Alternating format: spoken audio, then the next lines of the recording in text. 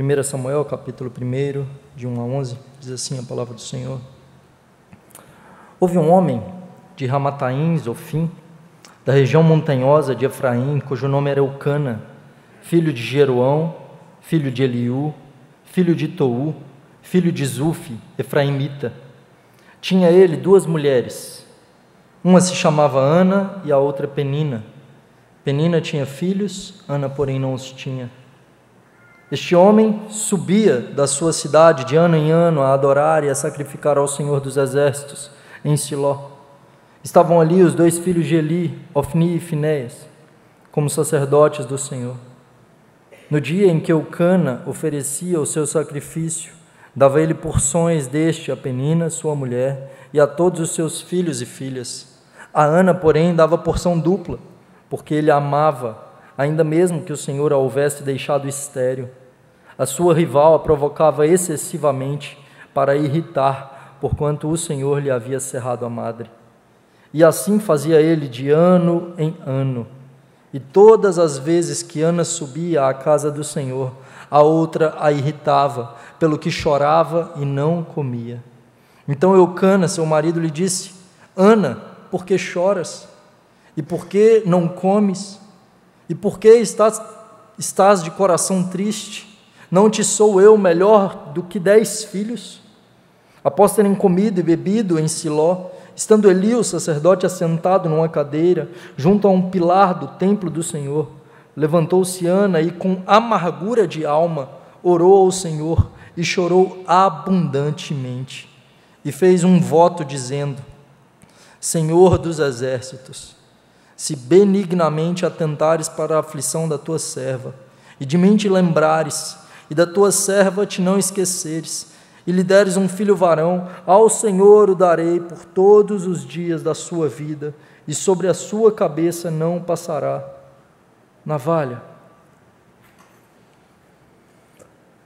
Tom Brady, um dos maiores jogadores de futebol americano de todos os tempos, em uma entrevista há alguns anos atrás, um entrevistador questiona ele sobre o seu sucesso dentro e fora do campo e pergunta a ele se ele estava satisfeito na sua vida com tudo que ele já havia conquistado. E Tom Brady, ele responde da seguinte maneira, ele diz: há momentos em que eu não sou a pessoa que eu quero ser, porque eu tenho 3 títulos do Super Bowl e ainda acho que há algo maior lá fora para mim. Quer dizer, talvez as pessoas diriam: é isso, né, que você deveria ter. Eu alcancei meu objetivo, meu sonho, a minha vida, e penso: Deus tem que ser mais do que isso, tem que ter mais do que isso. Isso não pode ser tudo. O que mais tem para mim? E o entrevistador pergunta: então, qual é a resposta? E ele termina a entrevista dizendo: eu gostaria de saber. Eu gostaria de saber. Todos buscamos por segurança, por significado. Nosso país, milhões gastam com antidepressivos. Muitos estão correndo atrás de realizações, buscando ter segurança e buscando ter significado.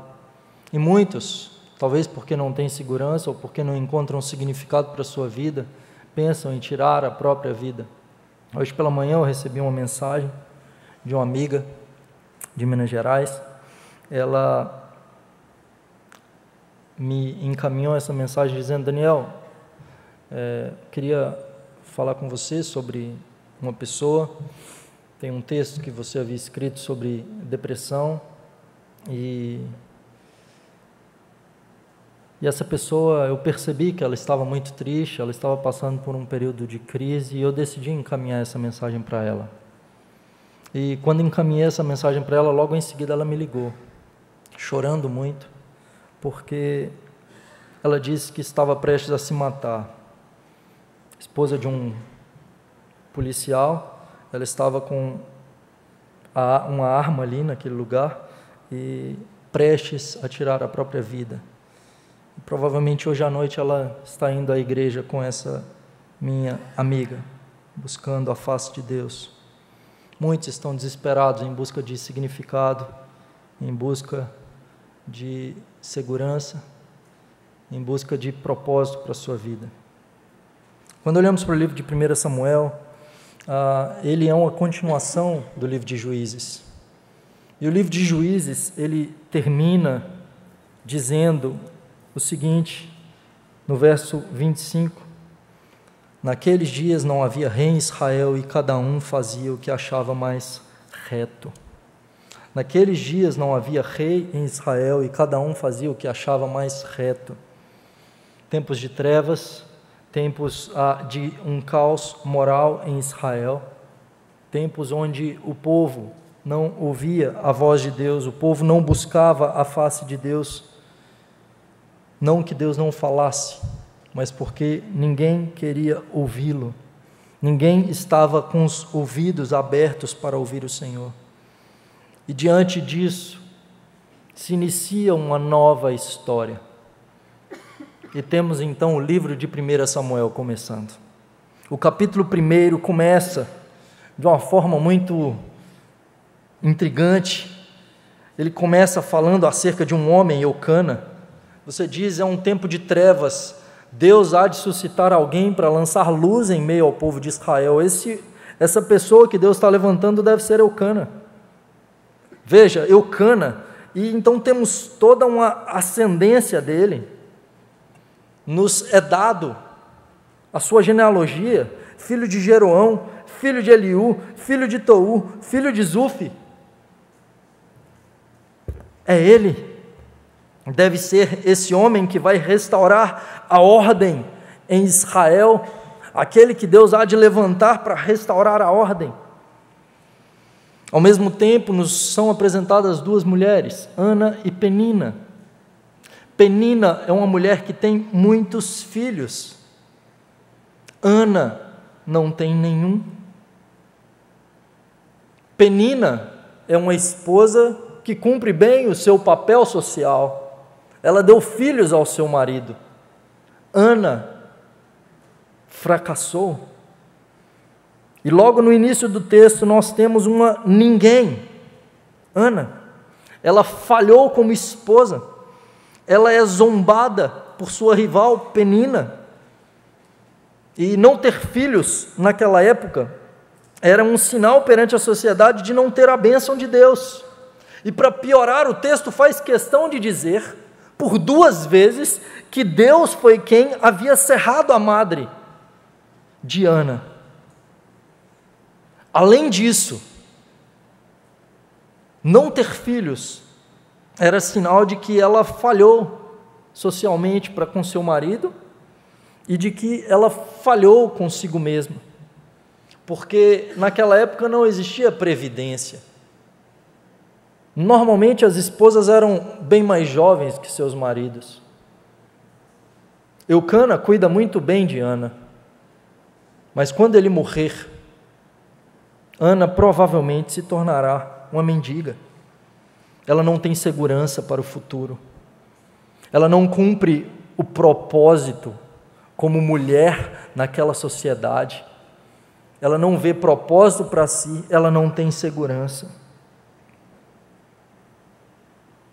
Em tempos de grande aflição, de angústia, de desespero, onde parece que ela foi abandonada por Deus, havia um caos moral no meio da nação, um futuro incerto para ela, uma vida sem propósito, essa mulher dobra os joelhos diante do Senhor.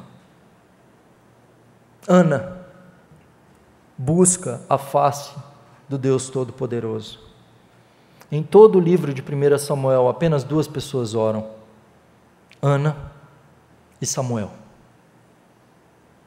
Apenas 2 pessoas oram nesse livro. E porque essa mulher dobra os seus joelhos, a história da nação de Israel é transformada. E veja as primeiras palavras de Ana na Escritura. Verso 11 diz, ela faz um voto ao Senhor dizendo, Senhor dos exércitos. Em primeiro lugar, então, ela chama o Senhor de Yahvé Tsebaot. É a primeira vez que Deus é chamado dessa maneira nas Escrituras. Da boca de um a ninguém. Alguém que ninguém daria nada por ela. Ninguém olharia para essa mulher e diria: essa vai ser uma grande mulher em Israel. Ninguém daria nada por ela, mas alguém que acredita na oração. Conta-se a história de um homem que ele abre um bar ao lado da igreja, e a igreja então, ao ver aquele bar e aquela quantidade de bebidas sendo vendidas, a igreja começa a orar dizendo para fechar o bar, e eles desejam então pedir a Deus para que aquele bar fosse fechado e para que ocorresse algo, que aquele bar não funcionasse. E no dia do culto, então, acontece algo. Há um curto-circuito que destrói todo aquele bar, de modo que aquele homem tem que fechar o seu estabelecimento. Porém, acontece algo. Aquele homem diz: olha, esse pessoal da igreja estava orando. E aí ele decide entrar na justiça contra a igreja. Então ele leva um advogado perante o juiz e ele diz: olha, a igreja é responsável pelo meu prejuízo, e eu quero então entrar com um processo contra a igreja. E os irmãos então se defendem: não fomos nós não fizemos nada, nós não temos nada a ver com isso. Dentre aqueles homens, apenas um acreditava no poder da oração: o dono do bar. Apenas o dono do bar acreditava no poder da oração. Aqueles irmãos diziam: não, nós não temos nada a ver com isso. Aquela mulher cria no poder da oração. E na oração dela, nós temos como ela também se vê diante de Deus. O tempo todo ela se chama de serva. Verso 11, por 2 vezes ela diz: se atentares para a aflição da tua serva, se te lembrares da tua serva. No verso 16, ela novamente se chama de serva. Ana sabe o que está em jogo. O que está em jogo é a sua submissão. Independentemente das circunstâncias, independentemente de quem ela é, independentemente de ela não ter segurança para o seu futuro, de não encontrar propósito, talvez até para a sua própria vida, ela serve ao Deus dos exércitos. Ela está curvada perante o Deus Todo-Poderoso. Ela crê no poder da oração. Ela ora. Primeira coisa que aprendemos nesse texto, querido: em tempos de aflição, em tempos de incertezas, vivemos tempos assim hoje. Em meio ao caos, não sabemos o futuro, em tempos de crise, em tempos de dificuldades e aflições, nós precisamos dobrar os nossos joelhos, nós precisamos buscar a face do Senhor. Segunda coisa que aprendemos nesse texto, veja ainda no verso 11: Senhor dos exércitos. Então ela faz o voto: se benignamente atentares para a aflição da tua serva, e de mim te lembrares, e da tua serva não te esqueceres, e lhe deres um filho varão, ao Senhor o darei por todos os dias da sua vida, e sobre a sua cabeça não se passará navalha. Veja o que importa para Ana. Ela pede a Deus, ela ora e ela pede ao Senhor. Ela: Senhor, me dê um filho. Senhor, eu não quero só um filho, no geral, eu quero um filho varão, me dê um filho homem. Se o Senhor me der um filho, eu devolvo ele para o Senhor. Se o Senhor me der um filho, eu faço um voto ao Senhor, que eu devolvo ele para o Senhor por todos os dias da vida dele. Ele não será meu, ele será teu, Senhor.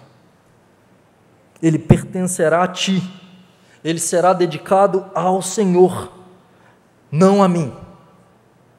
Ana pede ao Senhor, mas ela pede ao Senhor para devolver ao Senhor. Ela diz: Senhor, dá-me um filho, mas para que eu possa devolvê-lo ao Senhor. Veja o verso 27 e o verso 28.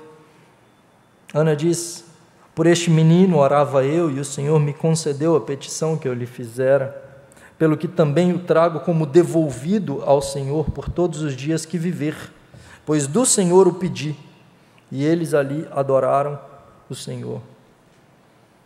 Duas palavras usadas aqui, uma mesma palavra em hebraico.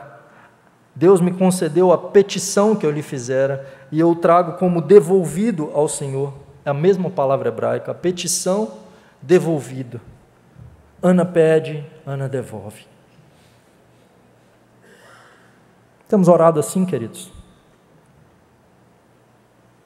As nossas orações perante o Senhor são: Deus, me abençoe para que eu possa devolver para o Senhor.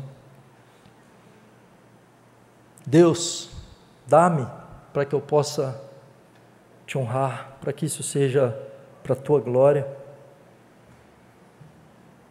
Às vezes pedimos por um carro: Senhor, estou andando muito a pé, eu tenho que ir para o culto de ônibus, dá a condição de ter um carro. Eu já vi isso, queridos. Aí a pessoa vai lá e compra um carro, e agora passa os fins de semana, ao invés de ir à igreja, viajando. Dá-me, Senhor, mas não é para devolver para o Senhor. Dá-me um filho, Senhor. Deus me dá um filho, e depois que a criança nasce, não dá trabalho demais ir para os cultos. Senhor, dá-me um emprego, dá-me uma promoção no emprego, me abençoe no trabalho, e depois eu estou cansado demais para estar nos cultos durante a semana, ou mesmo nos fins de semana. Os presentes de Deus devem ser devolvidos para Ele, para a glória dEle. Temos pedido aquilo que vamos devolver para o Senhor. Ana pede, ela diz: dá-me, Senhor, para que eu devolva para Ti, para que isso seja do Senhor. Eu consagro Ele a Ti todos os dias da sua vida. Ana não estava preocupada com sua segurança e com propósito, porque o menino não ficaria com ela, porque ele não poderia cuidar dela, ele cuidaria das coisas do Senhor. Por fim, 1 Samuel capítulo 2, Ana pede, Ana devolve, Ana se alegra. Nós pedimos, nós devolvemos ao Senhor para a glória dEle. Isso traz alegria ao nosso coração. Veja a oração de Ana no capítulo 2, versículo 1. Então orou Ana e disse: o meu coração se regozija no Senhor, a minha força será exaltada no Senhor, a minha boca se ri dos meus inimigos, porquanto me alegro na tua salvação.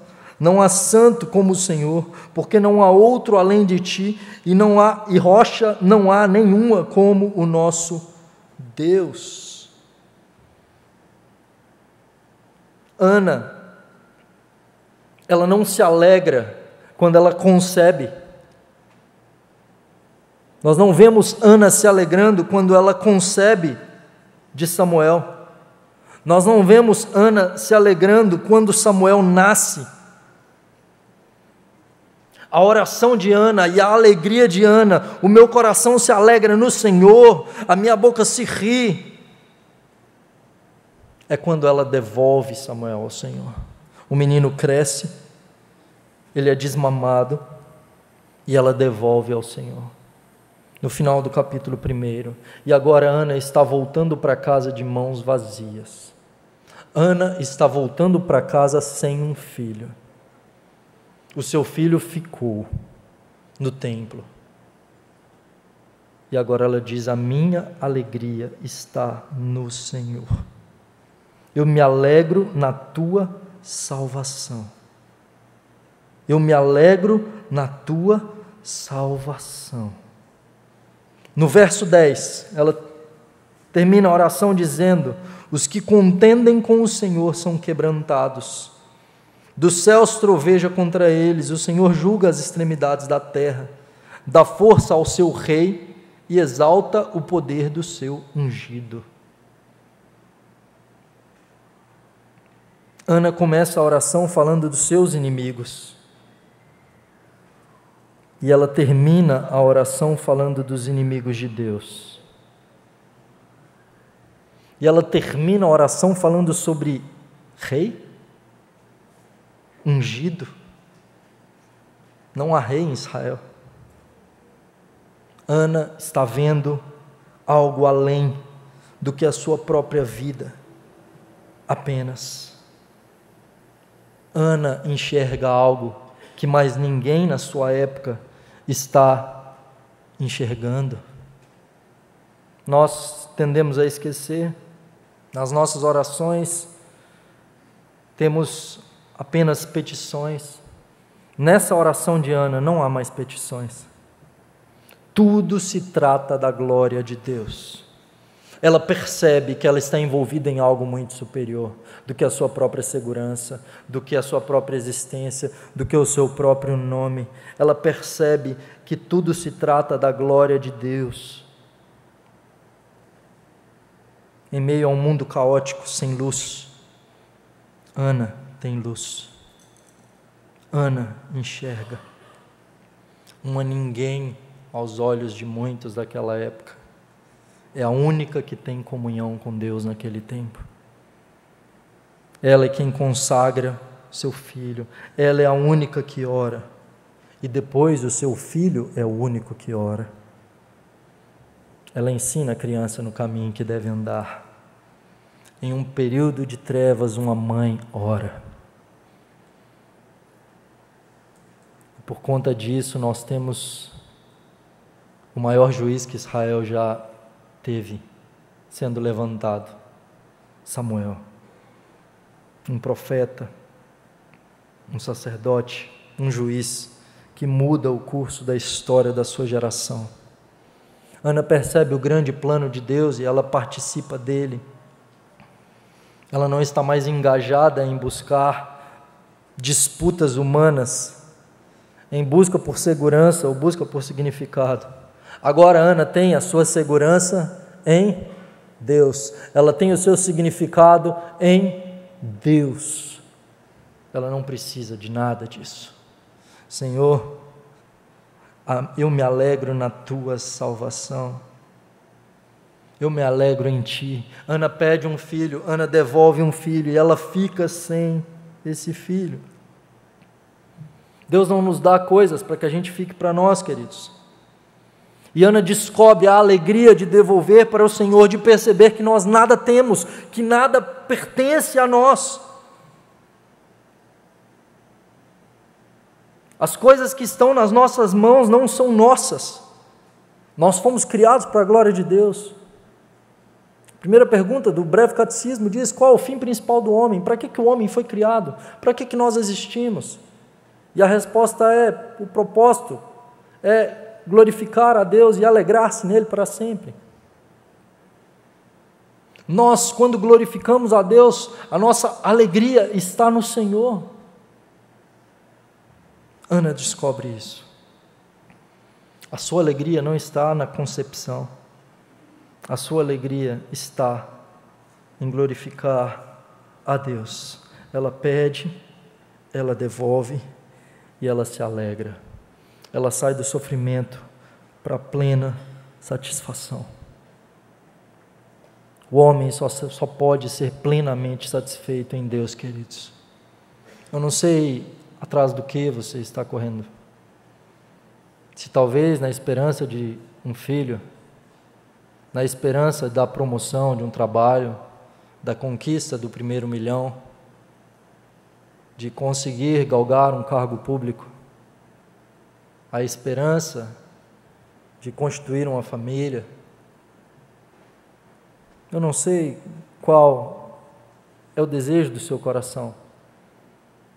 Essas coisas não são ilícitas, são lícitas. A questão é que a nossa esperança e a nossa alegria não deve estar nessas coisas, porque se estiver, elas não podem trazer felicidade e satisfação plena a nós. Qualquer coisa que nós depositamos a nossa alegria, que não seja o Senhor, se torna um ídolo, porque as coisas não podem substituir Deus. Como dizia Dostoiévski, o coração do homem tem um vazio do tamanho de Deus. Nós fazemos parte de algo muito maior do que nós. E quando sacrificamos para Deus e quando nós devolvemos para o Senhor, nós encontramos satisfação plena. Somente quando estamos alinhados com o plano do Senhor. John Knox, ele passa alguns anos estudando junto com João Calvino em Genebra. E depois ele volta à Escócia. E na Escócia, John Knox orava ao Senhor. E uma oração de John Knox que ficou muito famosa era: Senhor, dá-me a Escócia, senão morrerei. Dá-me a Escócia, senão morrerei. O propósito de John Knox não era que o nome dele ficasse famoso e que ele se tornasse o homem mais importante da Escócia. O propósito dele, ele pedia à Escócia para que ela fosse do Senhor. Ele pede para devolver. Dá-me a Escócia, Senhor, para que ela seja tua. A rainha da Escócia, ela dizia temer mais as orações de John Knox do que todas as tropas da Inglaterra. Ele pediu para devolver ao Senhor, e a sua alegria estava em glorificar ao Senhor. E a Escócia se tornou uma nação rendida aos pés do Senhor, berço do presbiterianismo no mundo.